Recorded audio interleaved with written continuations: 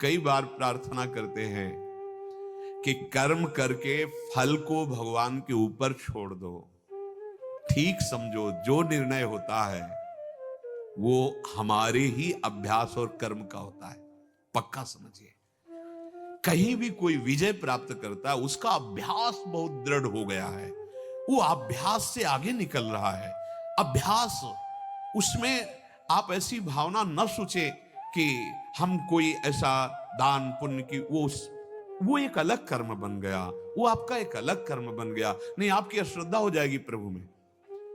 हम अभ्यास से जो हमें जीतना है उसको हम सोचे कि यहां दान कर देते हैं और वहां हम विजय प्राप्त कर लेंगे, तो एक ही नया कर्म, शुभ कर्म आपका फलीभूत होगा आगे, लेकिन वर्तमान में वहां अभ्यास काम करेगा आपको। हम कभी गोली नहीं चलाई, जानते ही नहीं। अब हम मनाए कि प्रभु ये निशाना हमारा जो है ठीक लक्ष्य पे लग जाए, अभ्यास करो। और निशाना नहीं लगा तो हमें अश्रद्धा हो जाए, भगवान हमने कहा था तुमसे कि निशाना सही लग जाए। ऐसी मूर्खता, ऐसी अज्ञानता नहीं करनी है। जो अभ्यास, अर्जुन को क्या बोल रहे हैं भगवान? अभ्यास योग युक्त, सामने खड़े हैं सरकार। अभ्यास योग युक्त है ना, चेतसा नान्यगामिना, लक्ष्य पर आपकी दृष्टि रहे, दृढ़ अभ्यास रहे। बस यही बात समझनी है। चाहे परमार्थ हो, चाहे पढ़ाई हो, चाहे व्यापार हो, चाहे नौकरी हो, चाहे कोई क्रीड़ा हो, अभ्यास, प्रमाद स्थिति नहीं, भोगों में मनोरंजन नहीं, अभ्यास। अभ्यास विजय दिलाएगा। यही अभ्यास भगवत स्वरूप है। भगवान की प्राप्ति के लिए भी कहा है कि मन को यदि मेरे में लगाना है तो दो उपाय हैं, वैराग्य और अभ्यास। अभ्यास में बाधा देने वाले से राग रहित हो और अभ्यास में दृढ़ हो जाओ। क्या नहीं प्राप्त हो सकता, क्या नहीं हो सकता। हमारी अभ्यास की इतनी प्रवीणता बन जाए कि जिस लक्ष्य पे हम लगे उसको हम पार करें, उस पर हम पहुंचे, निराश होने की जरूरत नहीं। श्री भगवान कह रहे हैं कर्मों में निष्कामता सिद्धि है, पर बहुत कठिन है। हम कोई भी कर्म बिना कामना के करते ही नहीं है, इसलिए बंधते चले जाते हैं। अभी अध्यात्म है, समझ, बिना फल दिए जाएगा ही नहीं, तुम्हें कामना करने की जरूरत ही नहीं है। पर कभी कभी ऐसा होता है कि ऐसे विशिष्ट अपराध होते, बड़े अपराध होते हैं जो हमारे बहुत साधन करने पर भी नष्ट नहीं होते, वो हमारे ऊपर हावी हो जाते हैं। फिर हमको लगता है कि हमारी साधना, हमारा भजन, हमारा साधन, अगर हम बाह्य सुख की आकांक्षा करते तो अश्रद्धा होने लगती है। हम आपसे प्रार्थना करते हैं, आप कभी अश्रद्धा मत करना, अपनी आस्तिकता की नींव को मत हिलने देना। ये आया हुआ प्रारब्ध नष्ट हो जाएगा। आप जो कर रहे हैं इसका महान फल मिलने वाला है। ये तत्कालिक क्रिया का फल नहीं मिलता है, तत्कालिक। अभी कोई हमारा कानून विरुद्ध आचरण बन जाए तो तुरंत थोड़ी फांसी पे चढ़ा दिया जाएगा। उसके लिए बहुत कार्रवाइयां होती हैं, बहुत निर्णय होता है, वो कई कई वर्ष व्यतीत हो जाते हैं, फिर जाके निर्णय मिलता है। आप यही देख लो ना, अगर सबके सामने तुरंत दंड मिले तो बहुत सुधार हो जाए, नहीं हो जाए कि इसने ये किया, देखो ऐसे ऐसे किया गया, तुरंत नहीं होता। ऐसे ही हमसे यदि पापाचरण हो रहे थे तुरंत उनका फल नहीं मिल रहा, हमसे ऐसे सत्कर्म हो रहे थे उनका तुरंत नहीं, फसल भी तुरंत नहीं तैयार हो जाती। अरे तुरंत के लिए आपकी चित्त वृत्ति जिस सत मार्ग में लगी है, आप थोड़ा धैर्य धारण करो, थोड़ा विश्वास करो, फल दिए बिना जाएगा ही नहीं। चाहे असत कर्म हो चाहे सत्कर्म हो, पर अगर तुम फल के हेतु बन जाओगे तो बहुत निराश हो जाओगे, उदास हो जाओगे, हताश हो जाओगे, क्योंकि एक रस संसार नहीं है। कभी सुख, कभी दुख, कभी लाभ, कभी हानि, कभी जय, कभी पराजय। इन्हीं द्वंद्वों से जीतने के लिए अध्यात्म मार्ग है। हमारा कार्य पूरा हुआ, कर्तव्य पूरा हुआ, फल नहीं मिला, हमें निराश नहीं हो। बार बार भगवान समझा रहे हैं, संसार की दृष्टि से फल नहीं मिला, पर आपको कर्तव्य का महान फल मिलेगा। आप विजय को प्राप्त होंगे, निराश नहीं होना। कर्म करने पर तेरा केवल लक्ष्य होना चाहिए। कोई तेरे कर्म करने पर आदर करे या निंदा, और देखो ये संसार है, जय होगी तो फूलमाला पहनाएगी, और पराजित हुआ तो ये नहीं देखेगा कि जी जान की ताकत लगाकर उसने कोशिश की, अभ्यास किया, नहीं सफलता हाथ लगी, असफलता में जो साथ दे वही सच्चा मित्र होता है। सफलता में तो सब साथ देने, पर पक्की बात समझ लो, असफलता में कोई बिरला ही साथ देता है, धैर्य बंधाता है, नहीं तो ये पता नहीं कि उसके हृदय में क्या हो रहा है, कितना उसने प्रयास किया, चाहे अध्यात्म में हो, चाहे पढ़ाई में हो, चाहे क्रीड़ा में हो, किसी भी खेल में हो। कोई भी चाहता है क्या पराजय?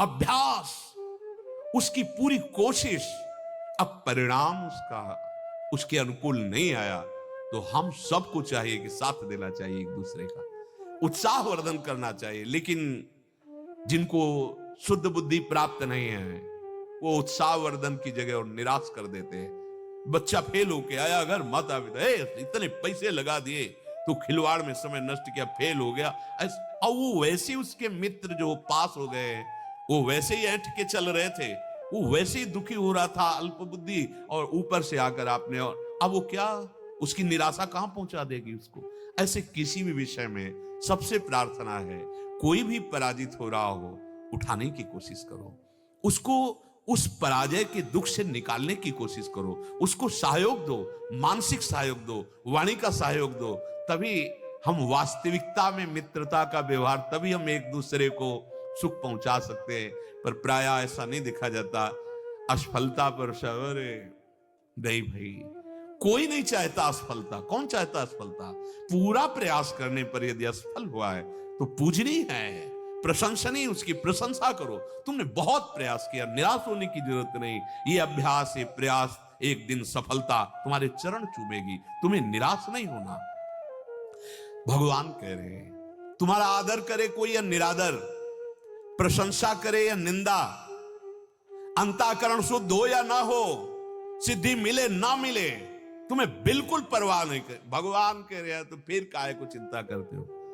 तभी तो शरणागत मस्त रहता, निश्चिंत रहता। महाराज आपकी नाव में बैठ गए, अब आप देखना, पर यहां नाव का परिचय ही नहीं है, इसीलिए हम निराश हो जाते हैं, हताश हो जाते हैं, दुखी सुखी हो जाते हैं। बहुत सुंदर मार्ग है भगवान का आश्रय, निहाल कर देते। सच्ची कहते, भगवान का आश्रय ना हो तो फिर वो दुर्गति होती है, अंतर में होती है। सब सुविधाएं, लेकिन जल रहा हृदय, उसको कैसे शांत करोगे? एसी नहीं शांत कर पाएगी, ठंडा जल नहीं शांत कर पाएगा, विचार शांत करेंगे, और वो विचार बाजार में नहीं मिलते, वो भगवद आश्रय से आते हैं, भगवद आश्रित से। भगवद आश्रित को विचार देकर भगवान बचा लेते। भारी से भारी दुख की परिस्थिति है, पर इतना उत्तम विचार है कि दुख उसे छू नहीं पा रहा है। लाभ के लिए करते हो, जब हानि होती तो देखो हम सब निराश हो जाते हैं। ठीक नहीं है, ये निराशा हमारी उन्नति में बाधक हो जाएगी, हमारे जीवन को जीने में बहुत बाधा पहुंचा देगी। इतना दुर्लभ जीवन हम निराश होके जिए, हम हताश होके जिए, ऐसा नहीं, ऐसा नहीं। इसीलिए अध्यात्म की कला आनी चाहिए, अध्यात्म की युक्ति होनी चाहिए। कोई ये ना समझ ले कि आरंभ में एक बार मैं गिर गया तो गिरता ही रहूंगा। ये ऐसे अमृतमय वचन है चलने वाले के लिए, जो नहीं चल रहे हो क्या समझेंगे।